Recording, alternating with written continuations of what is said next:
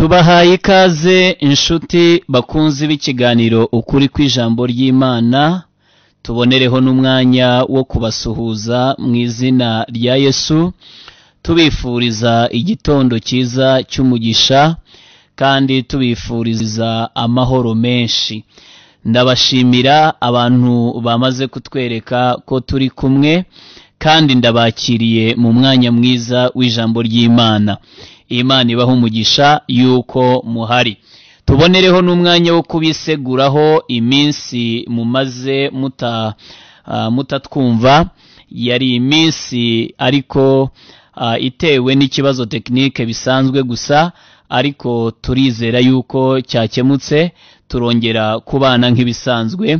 Turabifuriza rero amahoro n'umugisha muri ibi bihe byiza, kandi turabifuriza n'umwaka mushya muhire. Imana yo mu ijuru ibagirire neza cyane cyane cyane rwose. Munyemerere dusenge twinjire mu ijambo ry'Imana. Data mwiza, mu izina rya Yesu tuguhaye icyubahiro kuko uri umwami. Turagushimiye kuko uri umunyambabazi. Turagushimiye kuko warinze ubugingo bwacu. Turagushimiye ko waturindiye muri iyi si mbi, ariko mwami mwiza uturindiramo. Isi igenda ihinduranya isura, ariko mwami uraturinda intambwe ku yindi. Erega ijambo ryawe riravuga ngo utarinze abarinzi babera amaso ubusa.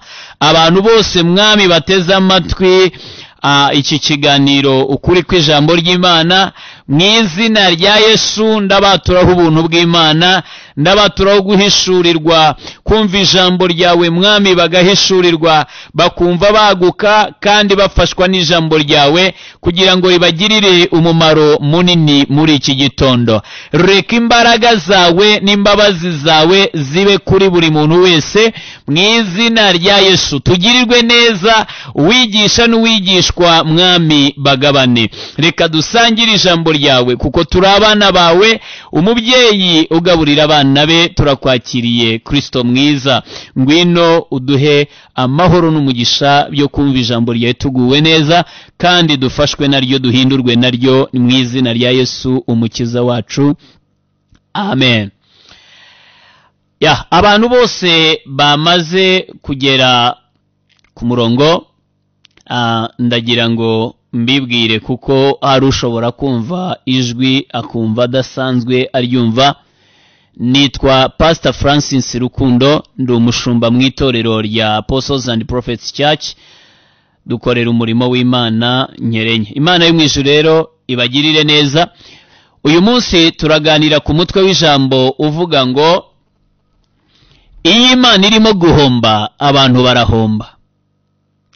Uwo ni wo mutwe w'ijambo turi buganireho. Iyo Imana irimo guhomba, abantu barahomba. Abantu benshi bazi yuko gukorera Imana ari ukwigirira neza, ntabwo bazi ko gukorera Imana ari ukwigirira neza. Abantu benshi bazi yuko gukizwa ari ukugirira neza Imana, ntabwo bazi ko gukizwa ari ukwigirira neza. Abantu benshi bazi ko gukurikira Imana ari ukuyigirira neza, nk'aho ibabaye ikeneye abayikurikira, nk'aho ikeneye abayifasha, nk'aho ikeneye abayikorera. Ntabwo bazi ko gukorera Imana ari ukwikorera, gukurikira Imana ari ukwigirira neza. Ndagira ngo mbabwire ngo iyo Imana iguhombye, ubuhombye ni wowe ubuhombye. Iyo Imana ikubuze, ni wowe ubuhombye. Iyo Imana igushaka ikakubura, ni wowe ubuhombye. Abantu ntabwo babizi, ariko ndagira ngo muri iki gitondo babimenye. Iyo Imana yari igukeneye ikakubura, urahomba. Urahomba bitangaje cyane. Abantu bashobora kutabyumva, ariko Imana yo mu ijuru, iyo ntabwo igihomba, ahubwo akenshi abantu nibo bahomba kurushaho igihe cyose Imana yari ibakeneye ikababura. Imana yaba yarigeze kugukeneraho ikakubura, burya ni wewe wahombye. Imana yari yageze kugushaka ngo uyikorere ikakubura, burya ni wowe wahombye.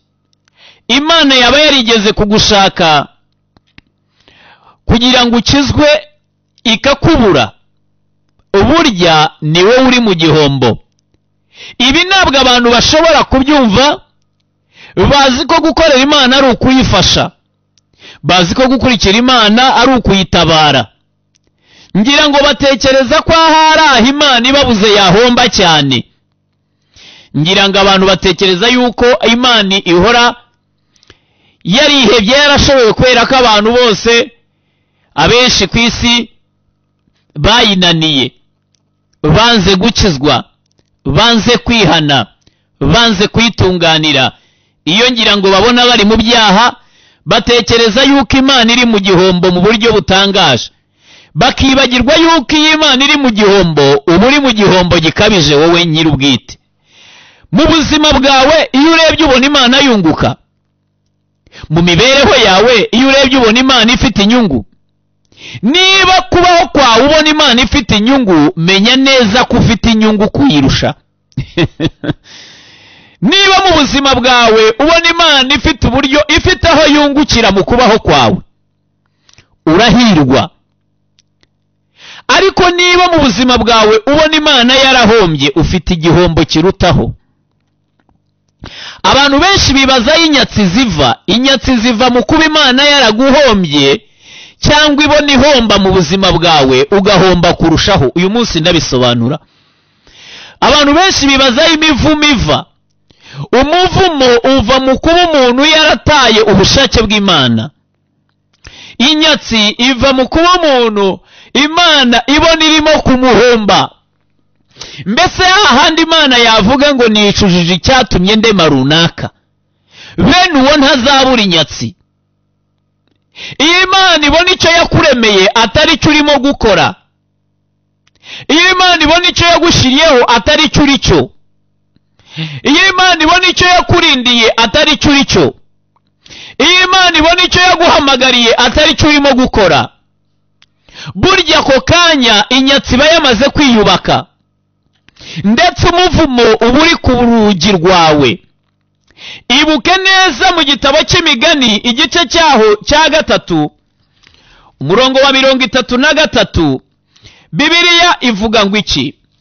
Bibiliya iravuga ngo umuvumo w'Uwiteka uhora mu rugo rw'umunyabyaha, ariko ubuturo bw'umukiranutsi abuha umugisha. Ucyumva iki cyanditswe wahita wumva ko umuvumo w'Uwiteka uba mu rugo rw'umunyabyaha. Umunyabyaha ninde? Ni umuntu urimo gukora ibyo Imana itamuremeye gukora. Ni umuntu wahushije intego y'Imana. Ni umuntu wahushije ubushake bw'Imana. Ni umuntu wayobanye n'ukuri kw'Imana, wayobanye n'ukuri kw'ijambo ry'Imana. Iyo rero umuntu ari mu byaha, umuvumo uri mu rugo rwe. Icyo ni ikimenyetso cya mbere cyuko iyo umuntu agiye mu byaha aba yibeshya yuko ngira ngo Imana ari irimo guhomba, ariko umuvumo ujya mu rugo rwe wagahomba kurushaho. Mvuga y'amagambo, ndagira ngo buri muntu wese yisuzume ku giti cye. Umuvumo uva he? Umuvumo uzanwa nuko abantu bari mu byaha. Iyo umuntu ari mu busambanyi, iyo umuntu ari mu businzi, iyo umuntu ari mu byangwa n'Imana, rimwe na rimwe abazi ko anezeza ubuzima bwe, ariko yabucukuriye imva arimo kubutaba. Abantu benshi iyo ari mu byaha ngira ngo atekereza yuko ahima Imana, ariko uba wihima ku giti cyawe. Imana ikubonye wakunguka, waba ugize amahirwe atabarika. Bibiliya ngo umuvumo w'Uwiteka uhora mu rugo, uhoramo. Nta nubwo uba, ahubwo uhoramo. Iminsi yose uhoramo, igitondo n'ikigoroba uhoramo, amanywa n'ijoro uhoramo. Umuvumo w'Uwiteka uhora mu rugo rw'umunyabyaha. Uyu munyabyaha urambwira ngo yabona inyungu? Kandi rero iki gihe ujya kubona ukabona inyatsi, umuntu akakubwira ngo ndakora ariko ibintu byose nkora sinzi aho bijya. ndabona ibintu binca mu myanya y'intoki. Isuzume mu mutima wawe, uraza gusanga atari Imana ifite urubanza, ahubwo nawe uyikorera ibindi. Abanyarwanda bajyaga bavuga ngo indyarya ihimwa n'indyamirizi. None ahangaha umuntu iyo ari mu byaha ashobora no gutekereza akibwira ko ahari aho Imana iri mu gihombo, uwo arimo kurya ubuzima. Umuntu akibeshya ko arimo kurya isi. Ariko ndagira ngo mbatangarize ko umuntu abaho muri ubwo buzima bwo kurya ubuzima, akakeka yuko arimo kwinezeza, ariko yakinguye amarembo y'ibihombo atabarika ku buzima bwe. Yakinguye amarembo y'ibihombo utabasha kugereranya.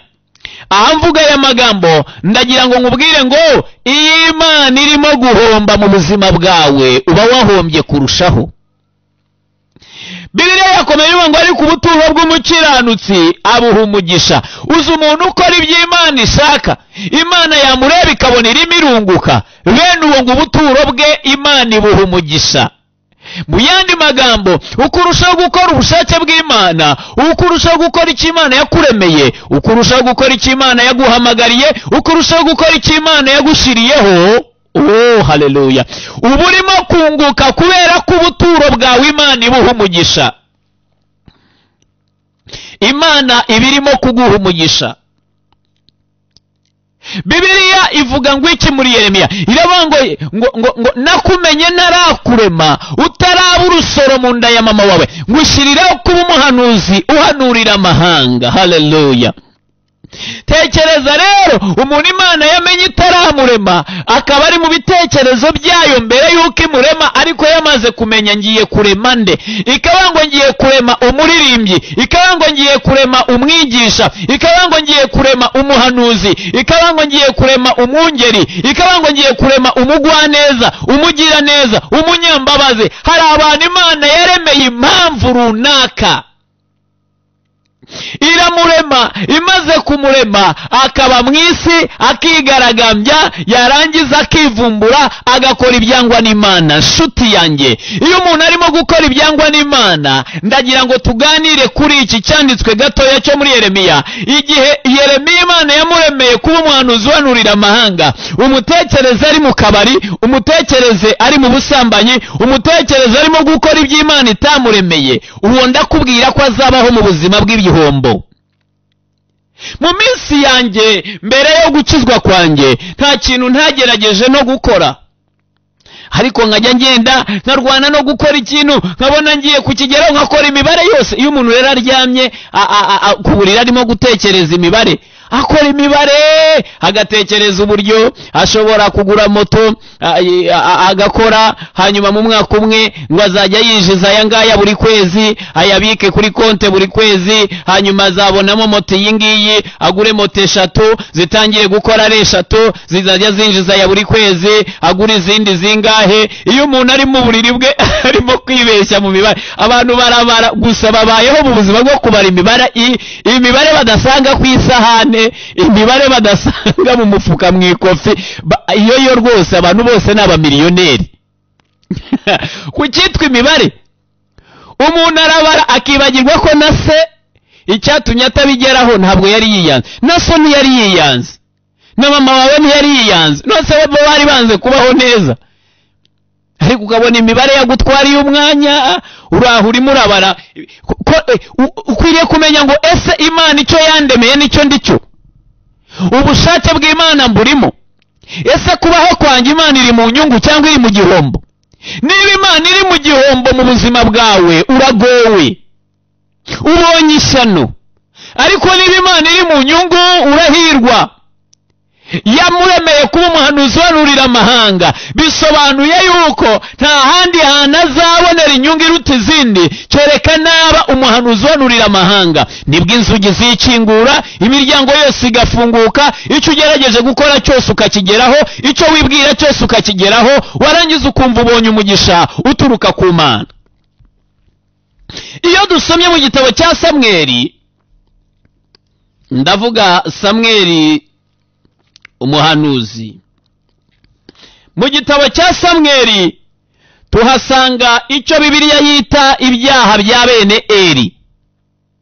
Ariko iyo ugeze mu gice cya 3 Bibiliya iravuga ku murongo wa mbere ngo uwo mwana Samweli yakoreraga Uwiteka imbere ya Eli, kandi muri iyo minsi ijambo ry'Imana ryari ingume, nta kwerekwa kwari kweruye. Icyo gihe Eli yari atangiye guhuma atakibona. Bukeye mu maryama ajya ku buriri bwe, itara ry'Imana ryari ritarazima, kandi Samweli yari aryamye mu rusengero rw'Uwiteka aho isanduka y'Imana iba. Maze Uwiteka ahamagara Samweli, nawe ati karame. Arirukanka asanga Eli, ati nditabye kuko umpamagaye.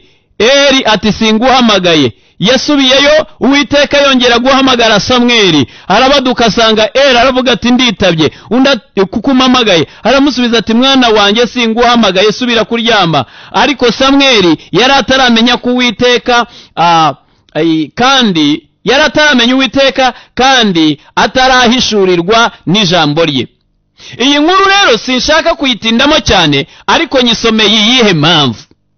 Ubundi mu gihe cy'isezerano rya kera abana b'umutambyi babaga ari abatambyi, ku buryo iyo umutambyi yabaga akuze, yabaga ashaje, abana be babaga aribo bazamuzungura.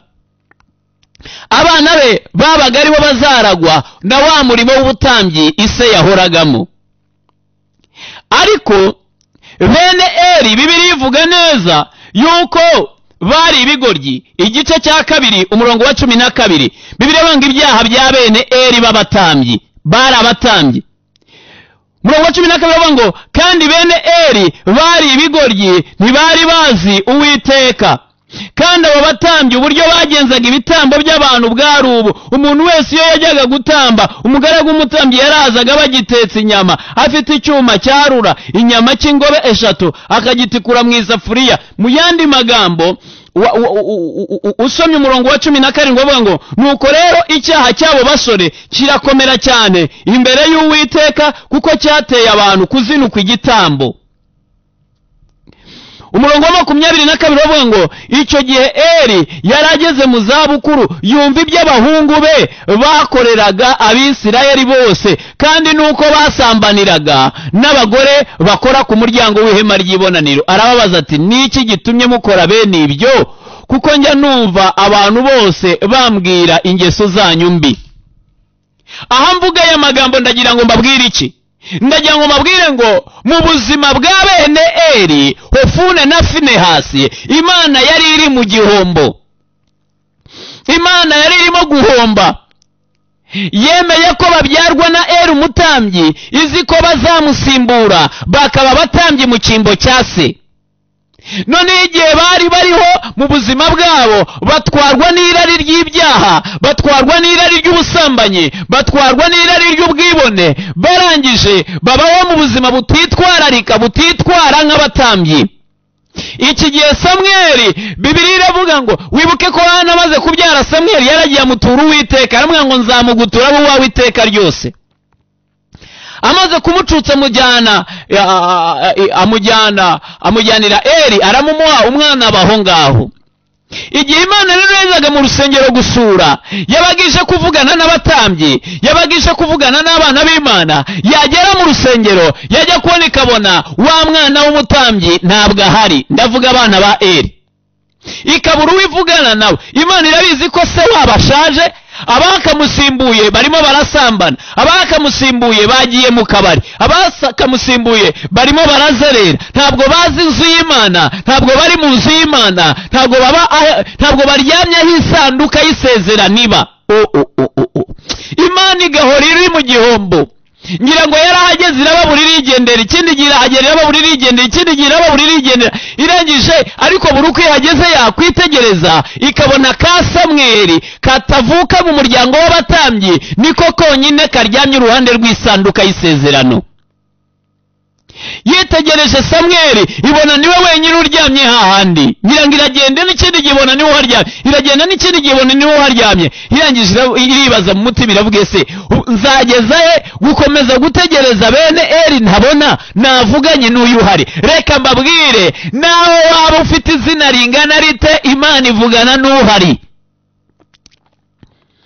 Naho waba ufite isezerano ringana rite, iyo udahari uba udahari. Abanyarwanda bajya bavuga ngo udahari igiti ntikimugwira. Na bene Eli ntabwo Imana yavuganye nabo, igiti ntabwo cyari bubagwire badahari, igiti cyagwiriye Samweli wari uhari. Ahangaha ndashaka kuvuga ngo Imana ihita ihindura imyanzuro, ihindura amasezerano. Niyo yari yarivugiye ko bene abana b'umutambyi baba ari abatambyi, ariko uyu munsi irabihindura, ifata Samweli iba ariwe ihindura umutambyi mu cyimbo cya bene Eli.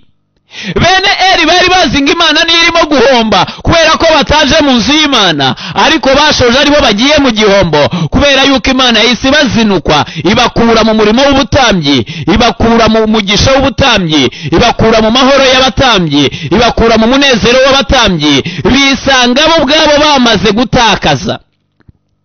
Inshuti yanjye, niba Imana yari isanzwe yarakuremeye kuba imbere yayo, uri umunyamasengesho, uri umuvugabutumwa, uri umukozi w'Imana mu nzu y'Imana, hanyuma akenshi ikakubura mu busabane bwawe nayo, mu buzima bwawe ugerageza gukora byinshi, ariko kuboneka imbere y'Imana ntabwo uhaboneka. Ukaba ukora ibintu byinshi bitandukanye, ariko utajya ubonera Imana umwanya. Igihe Imana ibona irimo guhomba, nawe burya uba urimo guhomba. Bene Eli bahereye ko barahomba. Mu magambo akomeye Imana yavuganye na Samweli, yaravuze ngo reka nkubwire ibyo ngiye kuzakora. Ngiye gukora ikintu muri Isirayeli. Reka nsome umurongo waho wa 10 kugera ku wa 11, ndavuga mu gice cya 3 Samweli wa mbere. Maze Uwiteka araza ahagararaho, aramuhamagara nk'ubwa mbere ati Samweli, Samweli. Nawe ati umbwire kuko umugaragu wawe nteze amatwi. Nuko Uwiteka abwira Samweli ati dore nzakora ikintu muri Isirayeli, uzacyumva wese amatwi azacura injereri. Uwo munsi nzasohoreza Eli ibyo navuze ku nzu ye byose, uhereye mu itangiriro ryabyo ukageza ku iherezo ryabyo. Uyu munsi cy'Imana yavugaga cyari buzasohore n'iki? Niwo munsi Hofune na Finehasi bari bupfireho, ndetse na Eli yakumva iyo nkuru akagwaga ku bijosi agahita apfa. Uwo munsi Imana yahise ihindura ubutambyi ibukura mu nzu ya Eli, irangije ibuzana kwa Samweli utari umutambyi, utaravukaga mu batambyi, niwe wenyine ubutambyi bwahereyeho mu muryango w'iwabo. Ibi bishatse kuvuga iki? Bishatse kuvuga ngo nawe Imana nigushaka ikakubura, uzinjira mu gihombo, Imana itoranya abandi. Nta kintu kibi nk'iyo Imana yabonye yageze mu gihombo, ako kanya ihita iguhombya. Ubu se ko mvugana n'abantu benshi muri mwemwe bakirirwe, kandi bamwe muri mwebwe bazi ijambo ry'Imana cyangwa se banasomye Bibiliya, bafite uburyo bakurikirana n'Imana, reka mvuge ibya Sawuli byumve neza. Ndabivuga mu magambo make mu ncamake. Imana yaragiye ifata Sawuli iramutoranya, iramwimika ngo abe umwami wa Isirayeli. Ariko igihe kimwe mutuma kurimbura Abamaleki kubera ko bari baragiriye n'Abisirayeli, iramubwira ngo barimbure ntihagire n'igisigara. Agezeyo yirekorera intama nziza, inka zibyibushye, abagore beza babyibushye bameze neza, arabarokora. Noneho arangije nagaje umwami waho aramurokora ngo arimbura ibidafite umumaro n'ibidasa neza byose, ariko agira ibindi bintu arokora. Samweli araza aramubaza ati ibyo bintu numva gutamatama kw'intama numva, aho wumviye Uwiteka warimbuye? Ati rwose numviye Uwiteka nabikoze uko Uwiteka yategetse. Kandi abeshya hari ibyo yarokoye. Ate siko gutamatama n'amabura y'umuntu no kubura kose numva nibiki? Haravuga ngo Abisirayeli ari ibyo bashatse kwirokorera, arebe uko beshya. Imana irababara bwa mbere, yumvira ababaye. Niho haje gukomoka nyuma yaho n'irindi jambo Imana yigeze kuvuga, iravuga ngo nicujije icyatumye nimika Sawuli. Imana yumvisha yicujije icyatumye yimika Sawuli, ibiza kubwira Samweli, iramubwira ngo noneho jya mu muryango wa Yesaya mubwire uwo uri bunyimikire. iyo nkuru ni ndende sinashatse kuyivuga yose ngo mvuge uko Samweli yageze akihata gutamba kandi atari umutambyi. Imana igiye kubona ibona irimo irahomba mu buzima bwa Sawuli. Ibonye irimo guhomba, yigira inama iravuga iti reka ngende n'imikundi. Iragenda mu rubyaro rwa Yesaya, itoranyayo Dawidi, ibwira Samweli, aramwimika. Iyo nkuru nayo sinshaka kuyijyamo cyane. Iramwimika, Samweli amusukaho amavuta, ayasuka kuri Dawidi. Sawuli akiri ibwami, akicaye ku ntebe, akeka ngo arakicaye ku ntebe, nayo Imana yamukuye ku ntebe. Sawuli atangira ibihombo, Imana itangira kugendana na Dawidi. Igihe Sawuli yari butsinde Goliyati, Imana igendana na Dawidi bari butsinda Goliyati. Ibyo bari buzaneshe, hari igihe abandi bazabinesha. Are umugisha wari uwawe ugatwarwa n'abandi, ubutsinzi bwari ubwawe bugatwarwa n'abandi.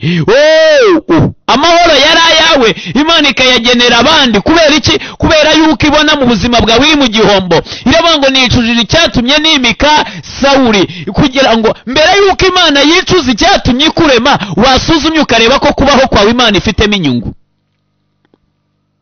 Mbese uzi igishoro Imana ishora ku buzima bw'umuntu? Imana ishora igishoro kinini mu buzima bw'umuntu, ariko abantu benshi babayeho mu buzima bwo kubona Imana ihomba mu buzima bwabo. Reka dusome muri Yona igice cyaho cya mbere uhereye ku murongo wa mbere. Bibiliya ivuga ngo iki? Ijambo ry'Uwiteka ryaje kuri Yona mwene Amitayi, riramubwira riti haguruka ujye i Ninewi, wa murwa munini, uwuburire, kuko ibyaha byabo birundanije bikagera imbere yanjye. Ariko Yona arahaguruka ngo acikire i Tarushishi, ahunga Uwiteka, amanukana i Yopa, abona inkuge ijya i Tarushishi, maze atanga ihoro ajya mu nkuge ngo ajyane n'abandi i Tarushishi, ahunge Uwiteka. Maze Uwiteka yohereza umuyaga mwinshi mu nyanja. Mu nyanja haba ishuheri ikomeye, inkuge yenda kumeneka. Murongo wa 5, abasare baterwa n'ubwoba, umuntu wese atakambira ikigirwamana cye. Umva ijambo nshaka kutega amatwi cyane. Ibintu bari batwaye mu nkuge babijugunya mu nyanja ngo boroherwe, boroshye inkuge. Ariko yo nawe yari mu nkuge hasi aryamye asinziriye. Ndasubiramo aka karongo, umurongo wa 5. Abasare baterwa n'ubwoba, umuntu wese atakambira ikigirwamana cye. Ibintu bari batwaye mu nkuge babijugunya mu nyanja ngo boroshye inkuge. Ubwo wabona bari bafitemo imifuka y'amasaka, wabona bari bafitemo imifuka y'ubunyobwa, wabona bari bafitemo imifuka y'ibigori, wabona se bari bafitemo imifuka y'amasukari, amasabune, amafu yose atandukanye, bavuye kurangura bajyana mu maduka yabo rimwe na rimwe. Ariko kuko harimo umuntu utumviye Imana muri iyo nkuge, kubera ko harimo umuntu utigeze akora iby'Imana ishaka muri iyo nkuge, kubera ko harimo umuntu Imana yatumye kubwira abantu i Ninewi, yarangiza we agashaka gucika Imana ngo acikire i Tarushishi, umuntu akava mu bushake bw'Imana. Imana iramushaka i Ninewi, we yarangiza agafata imyanzuro yo kujya i Tarushishi ngo ahunge Uwiteka. Mu nyanja ngo haba ishuheri rikomeye cyane, inkuge yenda kumeneka. Niki gituma ubwato bwawe bwenda kumeneka? Nuko Imana ibona iri mu gihombo, iravuga itaho kugira ngo rero nkomeze mpombe, nanjye ndamuhombya. Noneho Imana yemera ko ubwato bwenda kumeneka, kandi ubwato nibumeneka bose barashirira mu nyanja, n'ibintu byose bishirire mu nyanja, binjire mu gihombo, kubera ko Imana iri mu gihombo. Umuyaga uba mwinshi cyane, ishuheri riba ryinshi cyane, inkuge yenda kumeneka, abantu bose baterwa n'ubwoba. Nibirimo kuba umuyaga uba mwinshi barashoberwa.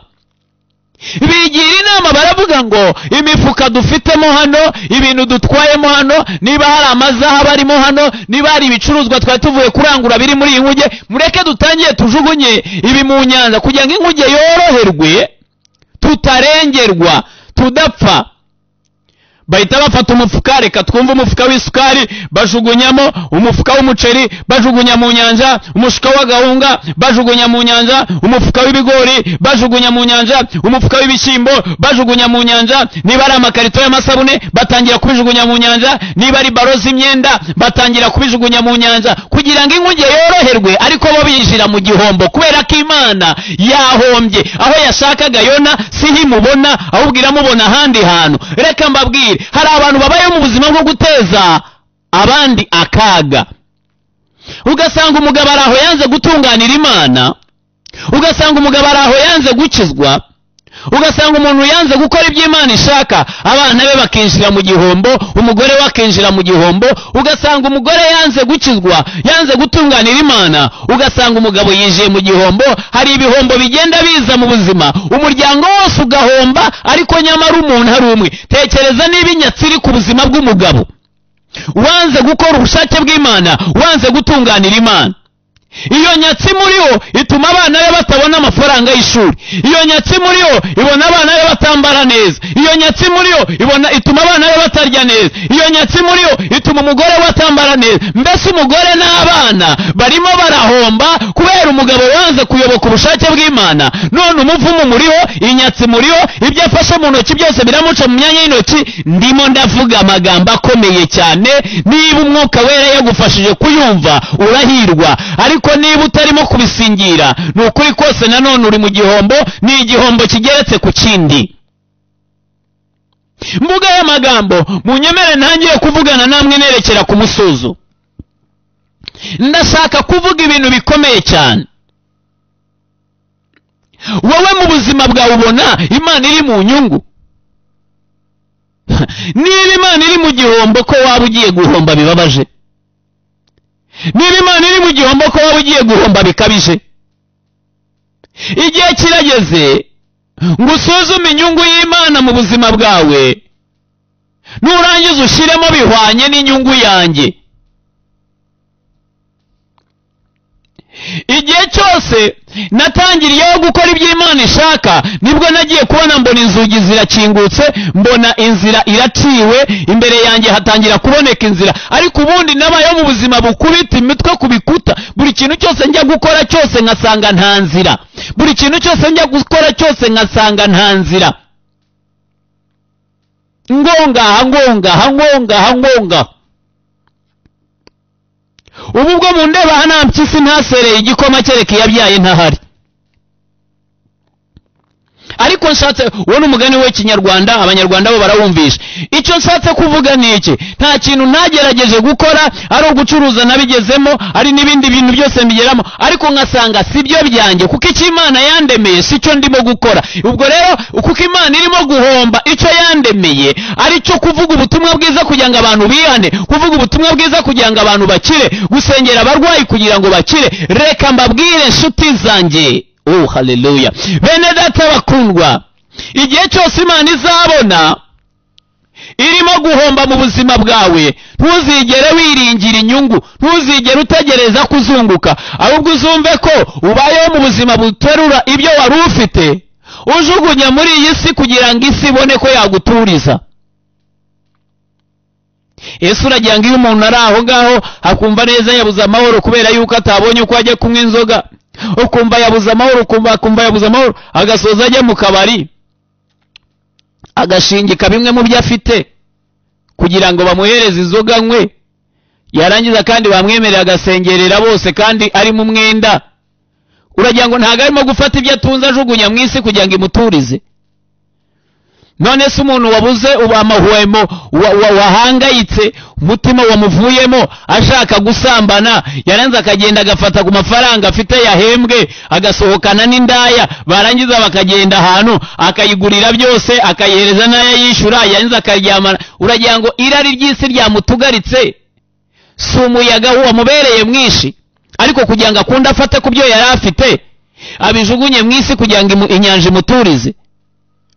Abantu benshi bari mu gihombo kubera ko ubuzima bwabo Imana yahombye.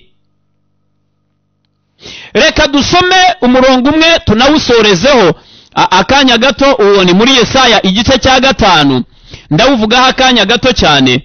Bibiliya ngo reka ndirimbire umukunzi wanjye indirimbo y'uruzabibu rwe. Umukunzi wanjye yari afite urutoki rw'ubuzabibu ku musozi urumbuka, ararutabirira, arurimburamo amabuye, aruteramo insina y'umuzabibu y'ubwoko bwiza cyane, arwubakamo inzu y'amatafari ndende, acukuramo n'urwina. Nuko yiringiraga ko ruzera inzabibu ariko rwera indibu. Yemwe mwa baturage b'i Yerusalemu mwe, namwe bagabo b'i Buyuda, nimudukize jyewe n'uruzabibu rwanjye. Ikintu nari nkwiriye gukorera uruzabibu rwanjye nasize ni ikihe?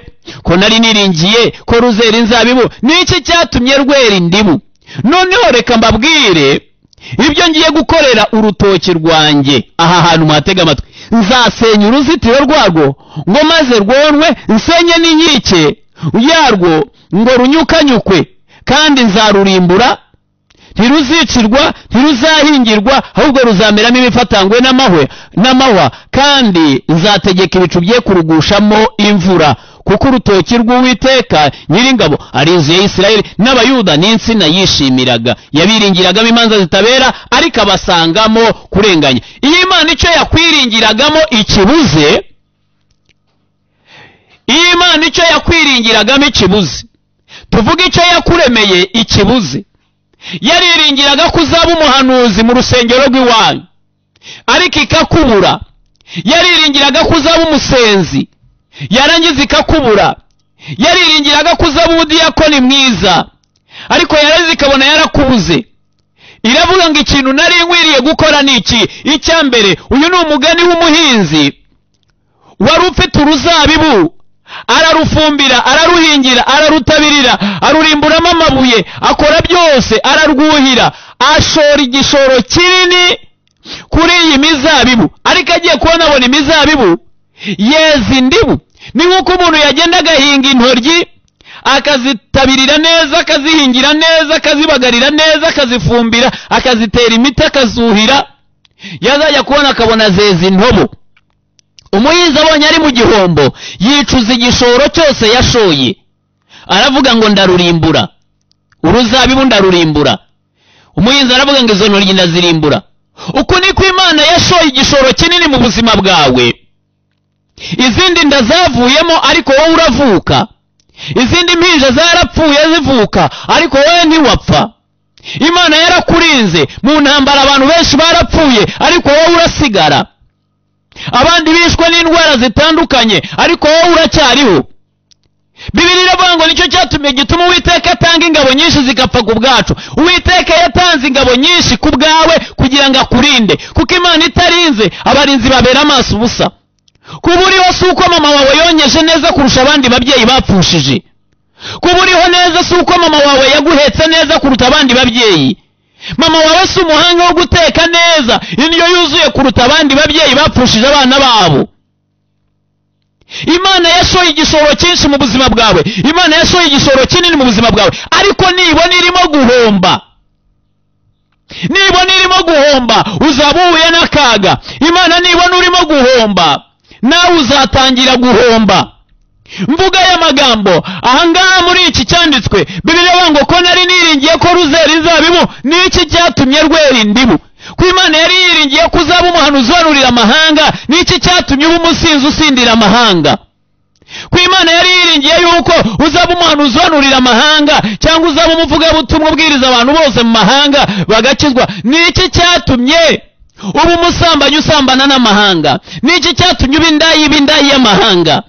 Imana icyo yakwiringiyemo, iyo icyo yari ikwiringiyemo ikibuze, yibwira amagambo mbasomeye muri aka kanya. Bibiliya ivuga ngo ikintu nari nkwiriye gukorera uruzabibu rwanjye nasize ni ikihe? Ko nari niringiye ko ruzera inzabibu, niki cyatumye rwera indibu? Imana irimo iravuga ngo ikintu nari nkwiriye gukorera uyu muntu nyumva kuri aka kanya ni ikihe nasize? Icyo Imana itagukoreye ni iki? Icyo Imana itagukoreye ni ikihe?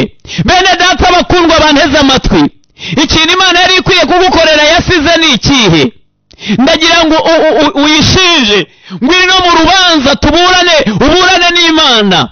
Ese abandi bantu ko bapfuye mu ntambara bagashira, n'intambara irangiye bamwe bagiye bakandagira gerenade ahantu ziteze zikabaturikana bagapfa, wowe ukaba ukiriho, nuko wari ufite amaso areba neza kuruta y'abandi. Niki cyatumye wowe Imana ikikurinze? None Imana iri mu gihombo mu buzima bwawe. Nukuri kose birababaje. Ndagira ngo mvugane na buri muntu wese uneza amatwi. Imana iravuga ngo niki nasize nakoze? Yarakurinze, yarakuragiye, yakugiriye neza. Umurongo wa 5 uvuze ijambo rikomeye. Wowe ngo noneho rero reka mbabwire ibyo ngiye gukorera urutoki rwanjye. Nzasenya uruzitiro rwarwo ngo maze rwonwe, nsenye n'inkike yarwo ngo maze runyukanyukwe. Aya magambo nsomye niyo nyatsi. Iyo Imana yasenye uruzitiro rwari rukuriho, inyatsi ziratangira. Burya n'abadayimoni baba batangiye kukubona, n'abadayimoni baba batangiye kukunyukanyuka kubera ko Imana yakuyeho uruzitiro. Iyo Imana ibonye iri mu gihombo, isenya uruzitiro rwari rukuriho, hanyuma ukonwa ukanyukanyukwa. Abadayimoni bakakona, inyatsi zikakona, ugatangira gukorera mu gihombo.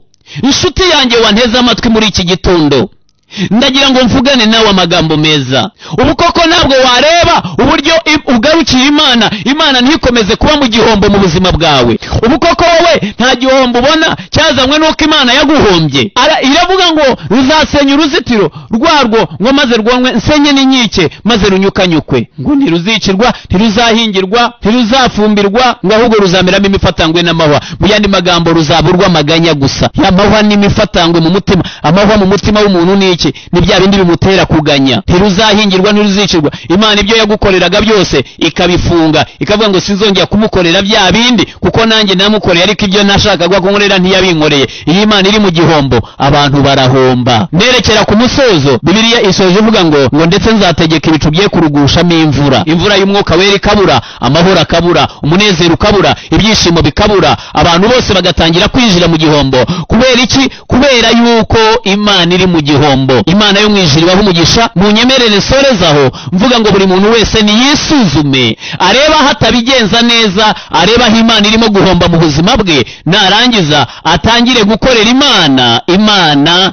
nayo itangire kumukorera ibyiza yifuza byose, imucira inzira kugira ngo nawe ave mu buzima bw'igihombo. Munyemerere dushimire Imana kubw'ijambo ry'Imana. Data mwiza, mu izina rya Yesu ndagushimiye kubw'ijambo ryawe, ndagushimiye kubw'abateze amatwi ijambo ryawe. Ndakwinginze kugira ngo buri muntu wese yisuzume kandi afate imyanzuro n'ingamba nshya, ahindura imitekerereze ye, ave mu buzima bwo kwibwira ko Imana ihomba uwagasigara, atangire kurengera ubuzima bwe, yikura mu gihombo, akora iby'Imana ishaka kandi akora ubushake bw'Imana. Ndabaturaho umugisha uturutse ku Mana.